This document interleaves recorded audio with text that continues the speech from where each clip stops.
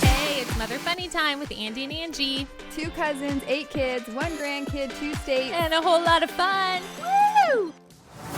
Welcome back, Mother Funny Tribe. This is Doctors Andie and Angie. Yes. That is. We are honorary doctors. I want to be referred to We that. don't have a degree. We don't have a degree or training or years of experience, but we do have years of experience being moms to children who need a variety of doctors. And we've had to learn a lot of medical terms, solutions, how to make appointments, how to drag several children to an appointment, how to take your kids not knowing what's wrong with them, but something's wrong with them and you have to have it figured out. We know the fears of, oh my goodness, my child has this injury and I have to take him to the doctor. I hope they tell them a story that doesn't get me in trouble. We know the shame. We know the shame of taking your child to the doctor and getting in trouble for something. We know that because as children, our moms were not given the trouble that we were given. I believe moms in the 80s and 90s, I'm still going to stick to this point. Okay. Our moms are probably going to correct us. 100%. Correct me. They're going to be like, you don't even know what we went through. In my mind, moms of the 80s or 90s like sent their kids on the bike to the doctor and the dentist. On their bikes with their backpacks on and their lunch. Their backpack, insurance cards. The doctors laid into them. All the nurses are smoking outside. I can't say the moms were because our moms definitely would not smoke. No, they don't. So our lungs thank them so much for that. We have asthma. That would have been really horrible. bad if they were smoking. Our asthma's natural. It's not smoker's asthma. So You're really trying yeah. to clarify this. For the record, Mom and Aunt Cindy, I didn't say anything. That was all Andy. Well, I'm just trying to clear the air that I know I joke a lot about 80s and 90s moms, or 80s moms usually smoking and younger, but our moms did not smoke. Are you good? I'm just putting that out worried. there. You're so worried. True story. I went to the doctor. We had a pediatrician named Dr. Connolly. Shout out. And we went to the doctor. I don't know why I was there. There was some appointment. Went to the doctor. Literally, we are walking back. We had a Honda Accord, and I slammed my fingers in the door. And so my mom opened the door, and we literally walked right back into the doctor's office. She's like... Did the doctor shame your mom? She just slept. It was all the 4 fingers. My thumb didn't get it, but it was bad. I remember they gave me an ice pack and then we left again. We'll try this again. Kids in minivans, they do not understand slamming your fingers in the door and the pain that comes with it. Because those sliding doors, they'll go back if they sense any type of hand or arm there, which is good. I'm glad they don't have that pain that we went through. I know, and they slowly shut. And then I just pictured nurses outside smoking you again, get in here, you kid. What did you do? And the mom's like, I'm going to go out over here while you take care of my kid. And the doctor's yelling at you for getting your hand slammed again. That's my picture. Is it completely accurate? No. If you weren't there, you don't know. I just like to paint a picture that our lives were harder than our kids' lives are today. That's fine. I think that's okay. You're talking about making appointments and all that goes with it. And there's actually an anxiety that people can have. There's terms and stuff, which we could talk about that later. But I think part of it is shout out to our Mother Funny Tribe who keeps the appointments because so much goes into it. And then you actually just have to get there. There's so much of preparing. If you have those babies and the infant, baby checkup appointments like we talked about, nursing, changing diapers, planning the appointments around their schedules, or even those child checkup appointments. Once you get there, it's look at what I did. Can I have a badge? I made it to the appointment. Yeah, mom should get a sticker and a lollipop. Yes! And it's like a coffee, it's like a caffeine pop. They're like, you did it. We're proud of you. Here's a Stanley cup and a lollipop. Good job. Or a Yeti. I don't want to, cause division. My scariest doctor appointment, I was a new mom. Well, I only had one. I had Daisy. She was 2 years old. And I noticed that she had bruises all over her body, like little bruises. She didn't complain. But I was like, why does she have bruises all over her body? And I started getting concerned. And I'm like, I don't want to take her to the doctor with bruises all over her body, because then I'm scared that like we're going to get investigated or something. So I'm just terrified. I'm 22 years old. I have this 2-year-old. And I was so scared. I had friends. I'm like, pray, I don't know what's going on. And then I had a friend who was a pediatric nurse at the time. I'm like, look. She's like, your daughter has bruises all over her body? I'm like, yes, because I was asking her to pray. I'm like, I don't know if I should take her in. And she's like, well, bring her over to me because it could be leukemia. And I'm like, it could be leukemia. Oh, no. I was terrified. And I brought her. She's like, oh, this doesn't look like leukemia, but you could take her in. So finally, I just like got the guts up. I went to the doctor. The doctor's like, oh, yeah, these are like normal 2-year-old bruises. I'm like, okay, this is my first child. I didn't know, but it's just having to overcome that fear. If it's something like that, not knowing what it is. Thankfully, I didn't have MD, because if I had WebMD, I would have been convinced she had leukemia or something else. Well, they do call those playtime bruises a lot of times. Now, after having so many kids or whatever, they're actually like, oh, there's playtime bruises. You're all bruises. It's true. Like the doctors refer to it as playtime bruises.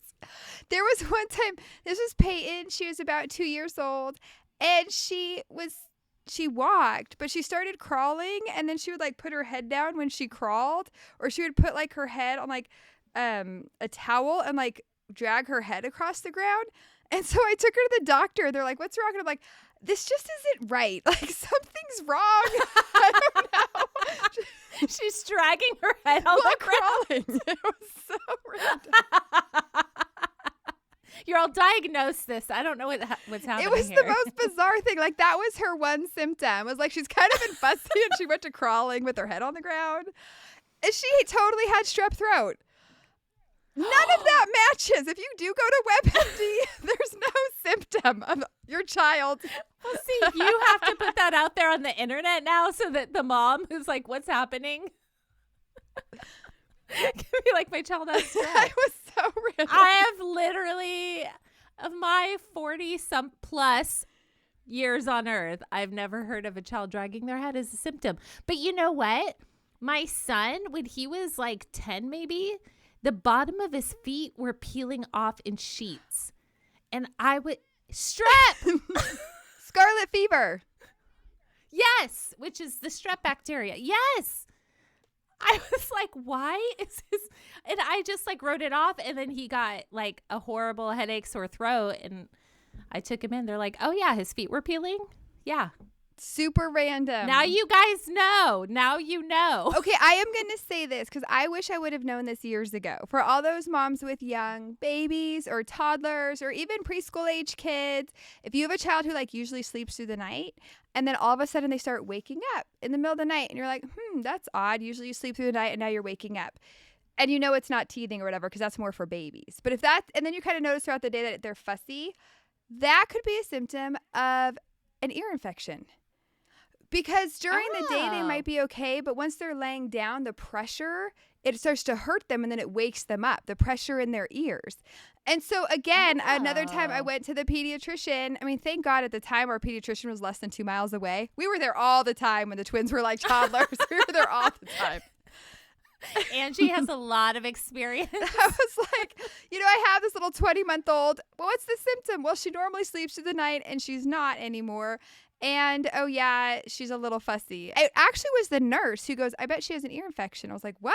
And she goes, yeah, it's very common for when, like, toddlers or preschool age kids just start waking up in the middle of the night. A lot of the times that's a symptom of ear infections. That's also not on WebMD. See all the stuff that WebMD needs to start including. You just need to reach out to us with your kids' ailments. We will tell you what it probably is. What time to go to the specific urgent care to get the I meds. was at one of my kids' practices actually yesterday, and this mom saw Brooklyn taking her inhaler, and she's like, oh, does she have asthma? And I said, yeah, she does. Okay, she's like, I have a lot of questions for you. We sat there for like 45 minutes talking about asthma and allergies. Ryan was like texting me like, are you staying for the practice? Are you coming home? Like, because we had a plan, and all of a sudden I'm not coming home. And I'm like, no, I'm talking to him about asthma and allergies. And we had a very long conversation. And I mean, I don't want to say I helped her out, but I think I really helped her out. I was like, I would try this and this. I'm sure. And then with your insurance, you might want to switch this and try that. And I mean, it was a whole thing because we've gone through it. That's the thing. Like my oldest is only 14, but when you have kind of gone through some of this stuff, and then you have these moms, like you're talking about, like especially like a young mom or a first time mom, and it's like, you just don't know. And you're trying to figure it out. And it's to be like, hey, you're okay. Your child will be okay. But if you're questioning anything, like just go to the pediatrician's office. They're expecting moms to be there. And sometimes, it's just a cold. And you're like, that was a waste of 2 hours of my life and the copay. But it's not, because at least then you're calm. Right? Like so many times as moms, we're like, what's this? What's this? And then we start stressing out, and just going to the pediatrician's office and having them say like, actually, it's just a cold. Look for these symptoms and it might get worse. Then you need to come back. Or they kind of give you like a map or tools of like what to do if it gets worse or if it starts to get better, signs and symptoms to look for when it starts to get better, and things to do to help their immune system. And so sometimes as moms, we just need that reassurance of a professional, because that will help ease anxiety or any nervousness. And then other times you're like, okay, this same thing has happened 4 times. I know it's probably a cold. This is what they said last time. Right. So. Well, that's what I always say. Like, you have insurance. If you have it, or you have a way to get medical care that's not unreasonable, which there's always options, like that's what it's for, right? Like, just get it checked out. I think that's something that I've always been raised with, like, just go get it checked out. Better safe than sorry. And it's okay. It's okay if you get sent home. You know, that's how I feel. I feel like, you know, if they're like, it's a cold, it's okay. But yeah, just go. I had a young girl recently who was like, yeah, I had a horrible fever. And my son recently too. They're like, I had a horrible fever and this and that. And I'm like, just go. You have insurance. Just go. What's the worst? That they send you home and it's $25. But at least you know, and they'll give you some tips and tricks. Sure enough, both of them needed antibiotics. My son has strep right now, as a matter of fact. But I don't think there's shame. I think a lot of us are always frustrated, and we feel like we've wasted a day and gone to the doctors, and they're like, oh, take some Advil and here's my copay. But, you know, it's fine. Just do it. If you're nervous. If you're not nervous, it's okay. But if you're like, something's not right, just get it checked out. That's what especially when they're younger. Because if you notice anything where it's like, this is not typical or this isn't how they usually behave, definitely you just want to check it out, because they don't have the ability to speak or to communicate, or you don't know about if their stomach hurts or they have a headache. Like, they can't tell you that when they're younger. And so just to kind of make sure everything else is okay, and to seek that medical knowledge, experience, help. All the things. Yes. All the things. And then sometimes your kids walk away with a lollipop. Except now we started going to this new pediatrician, and it's more natural type of a pediatrician. And the lollipops they give out are organic lollipops that are so gross. My kids are like heartbroken. You're like bringing out the dum-dums. You're like, here you go, guys. Totally, because it usually is dum-dums. At most pediatricians' offices, it is. And this is like these organic lollipops. And it's like pomegranate. And my kids are like, pomegranate organic? Like, it's gross. Lemon?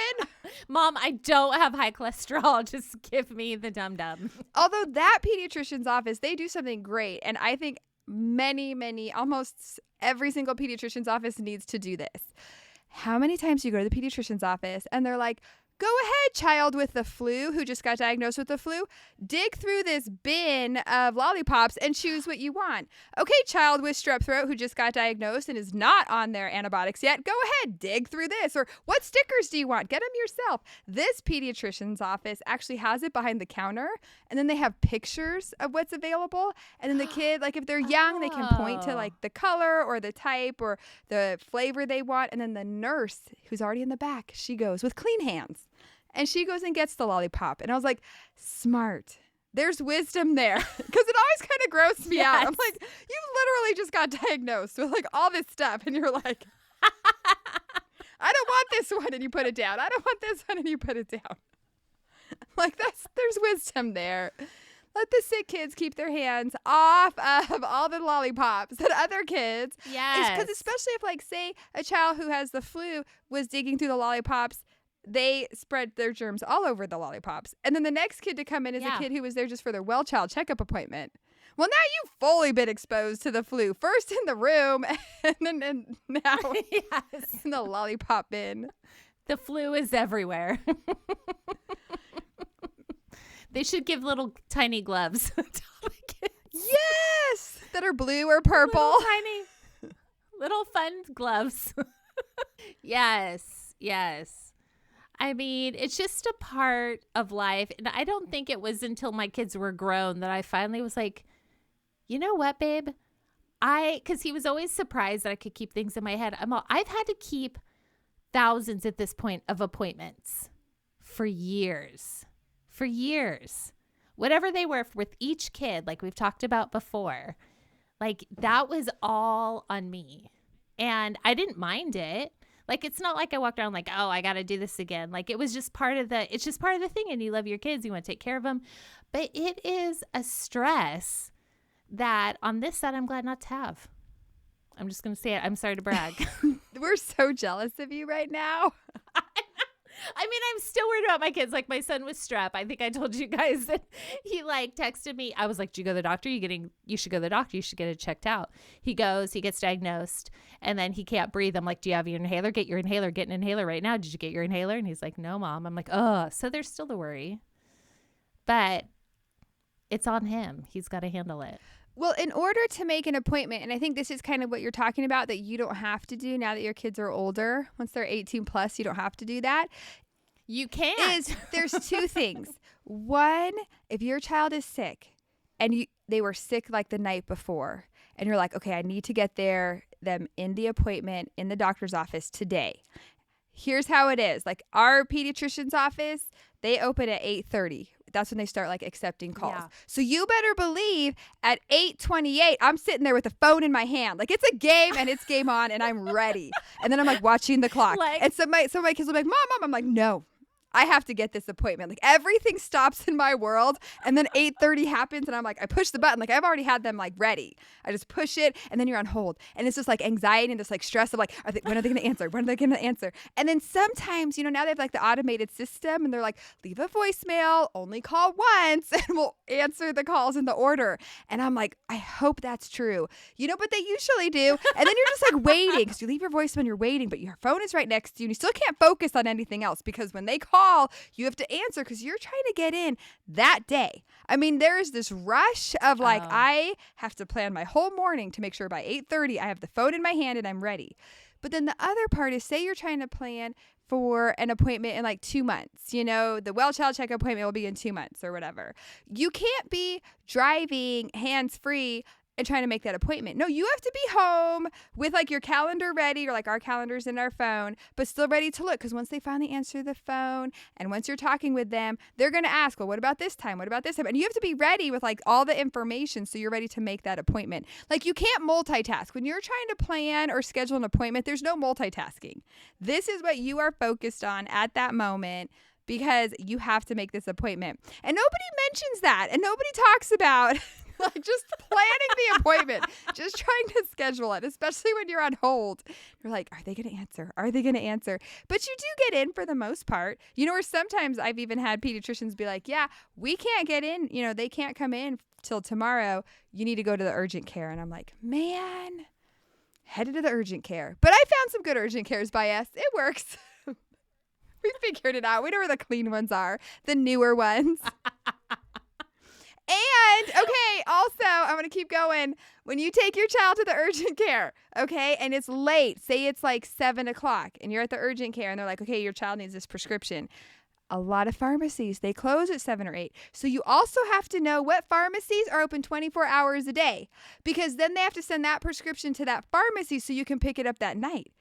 Because you do not want to make the mistake of sending it to a pharmacy that's about to close or that's already closed, because it's a whole mess of trying to get your child's prescription moved from that pharmacy that's closing or is closed to then another pharmacy that's open for 24 hours. That whole thing is a whole situation. That's like a plan. This whole like scheduling appointments, getting your kids, it's almost like, I mean, everyone talks about sports. Why is this not a sport? And like once the child is healthy and well, it's like, I won! We did it! We achieved it. Where's my coffee lollipop and my sticker? Oh my gosh. Okay, I have so many things to say about what you just said right now. Because it's not true. So many things to it's say. True. No, it's all true. One, I would like to validate you of all the subjects we've talked about. I did not know this was going to be like your number one. Like this is the most passionate. I think I've heard you talk, but it all tracks. Like, I get it. Yes. I'm so glad this came up, and I'm going to let you talk a lot more about it because you have a lot of wisdom in it. 2, when you're on the phone to make your doctor appointment, it sounds like when people are trying to get Taylor Swift tickets. Like, that's the intensity you bring to making your doctor's appointments. 100%. And 3, it reminds me that I totally forgot about that whole pharmacy thing. And this one time, I think it was Shiloh had like an ear infection and she was in so much pain. And I remember being at the Target pharmacy and they're like, we're so sorry. Like our main pharmacist who has to approve this is gone until this time and we're closing. And I was like, almost in tears. I'm like, my child is in pain and needs the medicine. And the lady was so sweet. I think we had to like transfer it. We had to find another pharmacy. But yeah, you're like, you feel helpless. You're like, my child is hurting. And like the pharmacist just isn't here. Can you just hand it to me? Do I have to find somebody? Where can I go to Mexico tonight? How do I get this amoxicillin? Because you know they're stacked. You're like, I know behind this counter, and I know they're not amoxicillin. Like it's right there, and it's not controlled. It's not like it's an addiction thing. Like, come on. Can I have 2 doses? Can you give me 2 doses? I'll come back and give me one to get us through the. That should be the rule. Like, we'll give you one. Yes, for like $5. $5. We're not even going to run it through your insurance. Slip us a $5 bill. Here's 1 dose of amoxicillin. Here's 1 dose. Come back. You won't even get the syringe. Use the one you have at home. Oh, like the liquid? Yes. They're like, here's a baggie. Right. That's how it is. You don't need to refrigerate it. Just take it. Just come here. I'll shoot it in their mouth right now. Yeah. Yeah. Okay. And the thing is, like, overall, I mean, knock on wood, like, my kids, they go through times when we're healthy and everything's fine. And then you go through those times when you're like, wow, you got hurt. And now we're headed to the pediatrician's office or to the urgent care. And then it's like, oh, man, 2 months later, we're going back, you know? And I know at this one urgent care, I know they recognize me, but they don't fully understand why I keep coming in with different kids, you know? Like, they're like, do you just take the neighborhood? Is this your ministry? I should have a bus. Urgent care. Load up on my bus, my urgent care bus. So moms, we get it. Like, we just want you to know you're not alone. Like, if you're all stressed out or ready to go when your pediatrician's office is about to open, like, you're not the only person who's ready. Like, we get it. You're seen. We know. We understand. You can do this and get through it. And then you're like Andy, living the great life, where she's like, take yourself to the doctor, get yourself your own antibiotics. You know, and then there was shame. Okay, because I know that I'm camping on the whole, like, our generation being shamed from childhood until adulthood. But I called the dentist for my son who was an adult, but it was something with the insurance. And I called in and they're like, ma'am, we're not going to tell you any, like, blah, blah, blah, blah. And they were like going off on me. And I was like, whoa, I understand. I totally forgot he's over 18. Like, I get it. But they did it twice. And the second time I stopped, I'm like, I understand. It's okay. But yeah, once they're 18, like, good luck.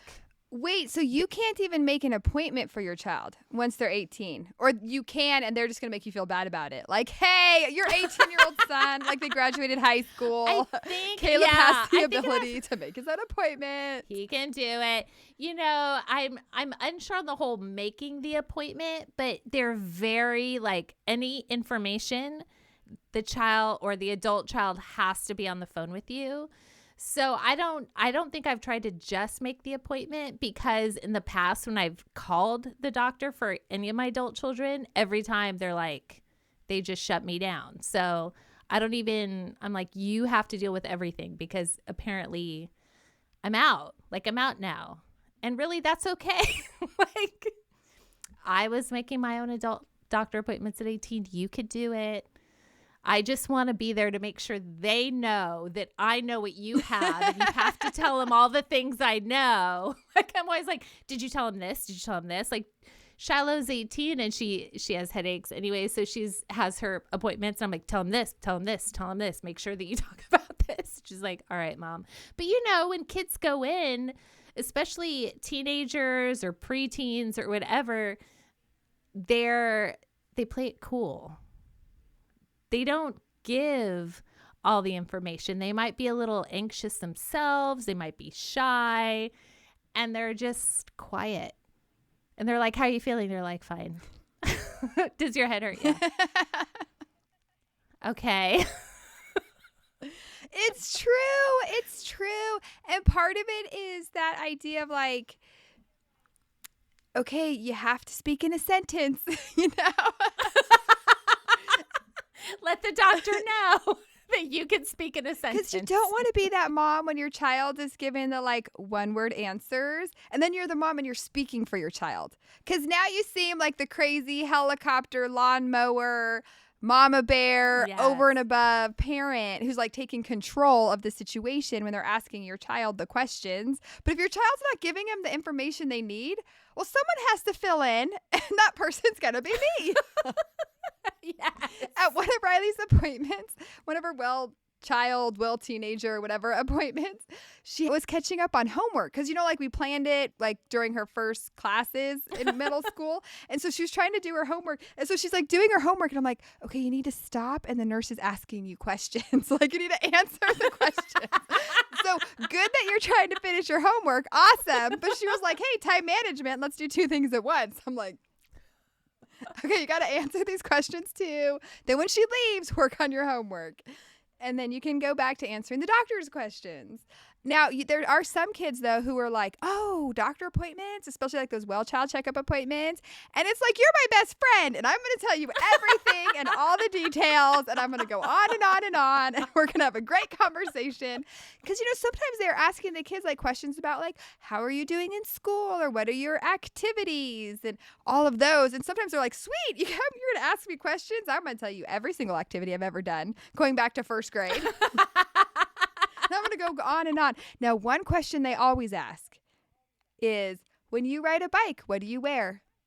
And the answer is helmet. 100% of the times. Yes. Everybody tip or trick. I never had that question that I can remember. Oh, that's a new one? Oh, no. They've been asking that one for a while. Maybe they didn't ask your kids when they were teenagers. When they're 16. Okay.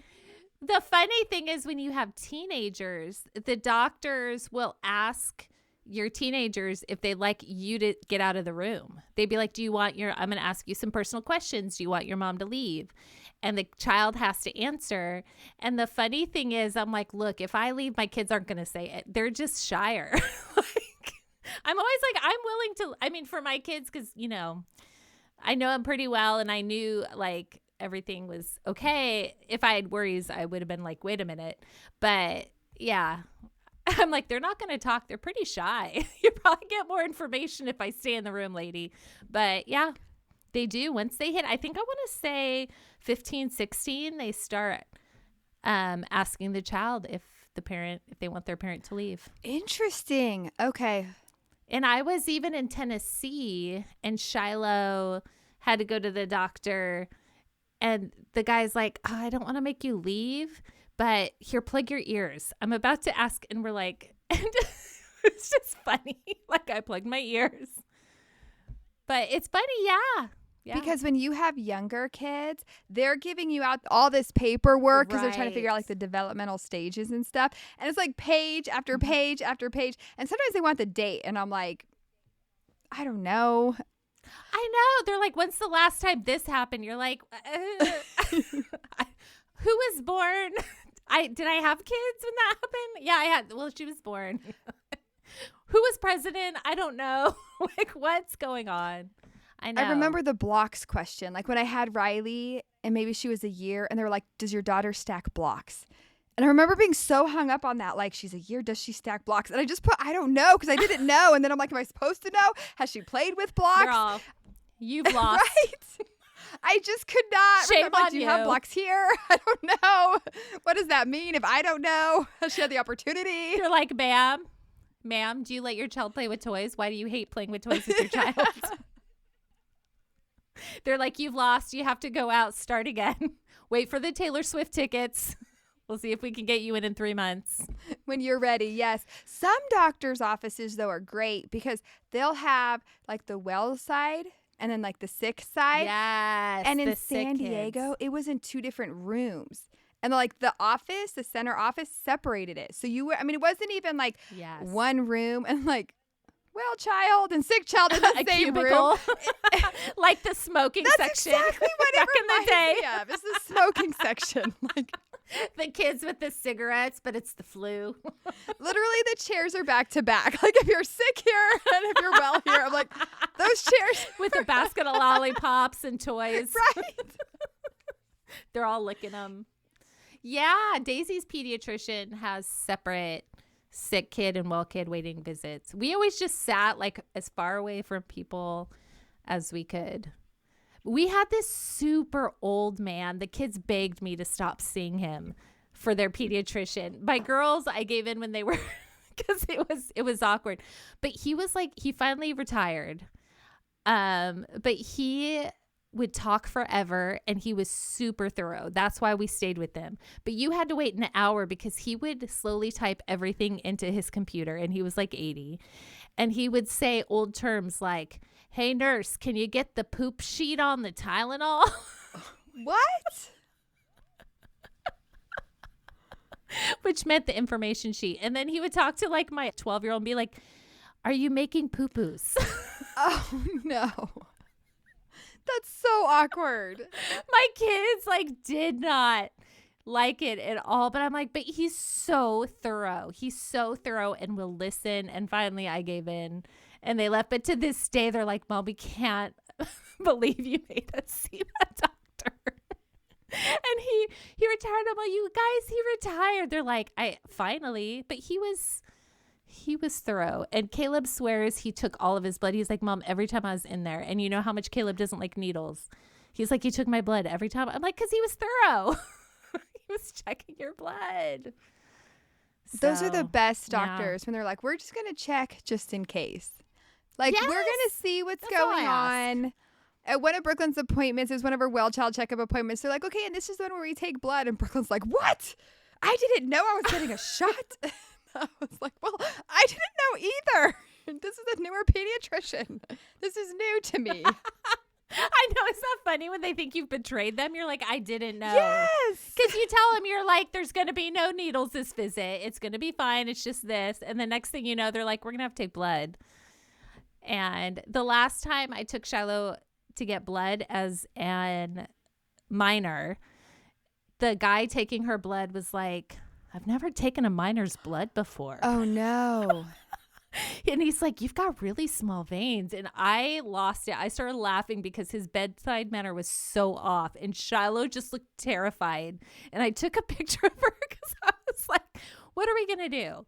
This guy was like just digging a hole and she was terrified. And I'm like, oh my gosh. You never tell a child that. No, never. And hey, emotional support, caring parent, you took a picture. That's the best part. I did. I lived my best 80s mom life. Totally. Instead of like, oh, honey, I'm so sorry. Like compassionate. You're like, girl, picture time. I'm like, let's practice our breathing techniques. I wasn't doing that. I'm like, I need to picture this because this guy is hilarious. He's freaking out my daughter right now, who did not know she was getting blood taken. So, yeah, we're over time. But obviously, this was a very important topic. It is because just like Andy wanted to talk about intrusive thoughts, because everybody has them, some of us are on hold at doctor's offices for a very long time. A very long time. And real quick story, there was one time like I was trying to make an appointment for one of my kids. This was like during the COVID era. And I kept hearing an echo. And I swear to you, that front office girl was in the bathroom doing her makeup at home when she was trying to schedule the appointment. And she kept putting me on hold. But I knew she wasn't in the office. And I kept hearing an echo. And I was like, is there a flush? Like, girl, flush? It was so wrong. The whole thing was bad. And I was like, okay. COVID was a whole different time and everything. But I knew something was going on there, and I was like, this is not typical. So you just don't know. You never know. Oh, if we're gonna have an episode of the worst doctor's appointments, because that's yes. I know. I've got the old man with the poop sheets. He scarred Caleb for life. Yes. Okay, we have to have more episodes talking about all this. And it's okay, HIPAA laws, because it's our own kids. Yes. We've signed those consent forms. I can't talk anymore about my children, apparently, or their insurance, or how much they paid for the appointment they shouldn't have paid for. Anyway. All right, guys. Till next time. Like us. Share us. Share us with your doctor and your nurses. And the medical staff. Which we're thankful for. We're thankful. We are. Okay. Bye. Bye. All right. That's all we have time for today. We got to wrap it up, unfortunately. But just remember, you might think you're doing just okay, but we think you're doing really great. Thanks for hanging out with us today. We hope you have a great Mother Funny day. Please like and share our podcast. But please don't tell our moms.